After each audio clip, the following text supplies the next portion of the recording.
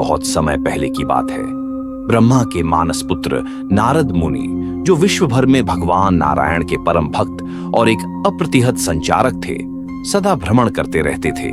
उनका हृदय भक्ति से परिपूर्ण था, लेकिन उनके भीतर एक अदृश्य गर्व भी धीरे धीरे पनप रहा था। मैं ही सबसे बड़ा भक्त हूं, मुझसे श्रेष्ठ कोई नहीं। नारद भले ही ज्ञानी थे, परंतु यह अहम भाव उनके मन में छिपकर रहने लगा था। भगवान विष्णु सब देख रहे थे। वे अपने भक्त से सच्ची भक्ति ही चाहते थे, अहंकार से रहित।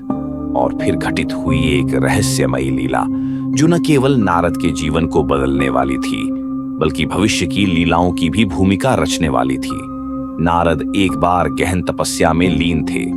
यह तपस्या उन्होंने एक विशेष उद्देश्य से नहीं, केवल ईश्वर प्राप्ति के लिए की थी। हजारों वर्षों तक निराहार निर्विकार बैठे रहे। उनका तेज बढ़ने लगा, देवलोक भी चकित हो गया।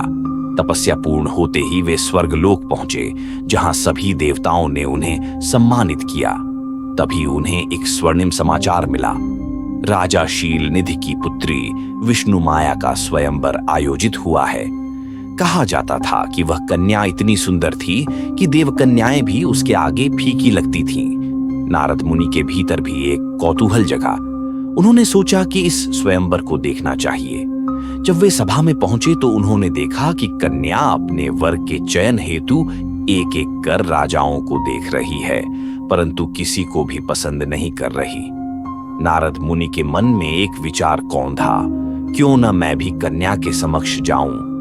मेरी तपस्या का तेज, मेरा ज्ञान, मेरी भक्ति, क्या कोई अन्य इससे अधिक श्रेष्ठ है?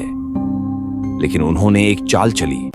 नारद भगवान विष्णु के पास पहुंचे और बोले, भगवन, आप तो सब जानते हैं। मेरी इच्छा है कि कन्या मुझे वर के रूप में चुने। कृपया ऐसा करें कि मेरा मुख विष्णु के समान हो जाए। भगवान मुस्कुराए।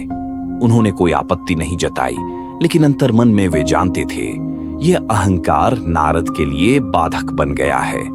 विष्णु ने उन्हें आशीर्वाद दिया। तथास्तु, नारद स्वयंवर में पहुंचे। उनके मन में आत्मविश्वास था कि अब कन्या उन्हें ही वर रूप में चुनेगी। वे जैसे ही सभा में आगे बढ़े, कन्या ने उनकी ओर देखा और मुस्कुराकर तुरंत आगे बढ़ गई। उसने किसी अन्य राजकुमार को वर रूप में चुन लिया। नारद चौंक गए। उन्हें यह अपमान सहन नहीं हुआ। वे शीशे में झांकने दौड़े और जो देखा वह उनके विश्वास को चकनाचूर कर गया। उनका मुख वानर का था, एक बंदर का चेहरा। सभा में कुछ लोग हंस रहे थे, कुछ आश्चर्यचकित थे और स्वयं नारद का गर्व चूर चूर हो गया। अपमान से जलते हुए नारद तुरंत विष्णु भगवान के पास पहुंचे और क्रोधित स्वर में बोले, प्रभु, आपने मुझे वानर मुख क्यों दिया? आपने मुझे क्यों अपमानित करवाया? विष्णु शांत थे। वे बोले, नारद, तुमने अपने भीतर छिपा अहंकार नहीं देखा। तुमने कन्या को प्राप्त करने की इच्छा की। यह भक्ति का मार्ग नहीं था। तुमने मेरे समान रूप की कामना की, पर तुमने यह नहीं चाहा कि मेरा हृदय भी पाओ, जिसमें कोई कामना नहीं। नारद और भी क्रोधित हो गए। उन्होंने विष्णु को भरे क्रोध में शाप दे डाला। हे विष्णु, जैसे आपने मुझे स्त्री के कारण अपमानित किया है, वैसे ही एक दिन आप भी स्त्री के कारण दुख भोगेंगे। आप भी मानव रूप में जन्म लेंगे और स्त्री वियोग से संताप सहेंगे। और जब आप संकट में होंगे तो केवल एक वानर ही आपकी सहायता करेगा। भगवान विष्णु ने मंद मुस्कान के साथ शाप स्वीकार किया। भगवान बोले, हे नारद, तुम्हारा शाप भी मेरी लीला का एक अंग है। समय आएगा जब मैं राम के रूप में अवतार लूंगा, सीता के लिए वियोग सहूंगा और हनुमान जैसे वानर मेरे सहायक होंगे। तुमने जो वानर मुख पाया, उसी से भविष्य में राम कथा की नींव पड़ी है। नारद को तब यह बोध हुआ कि यह सब एक विराट योजना का हिस्सा था। उनका अहंकार टूट चुका था। वे भगवान के चरणों में गिर पड़े और क्षमा मांगी। कुछ ग्रंथों में यह भी उल्लेख आता है कि इसी घटना के बाद नारद का मन एक बार फिर भटक गया था। उन्होंने प्रेम और सांसारिक बंधनों का अनुभव किया और फिर एक बार पुनः भक्ति के शुद्ध पथ पर लौटे। विष्णु ने उन्हें यह अनुभव कराने के लिए समय समय पर लीला रची। नारद को दिया गया वानर मुख कोई तुच्छ घटना नहीं थी।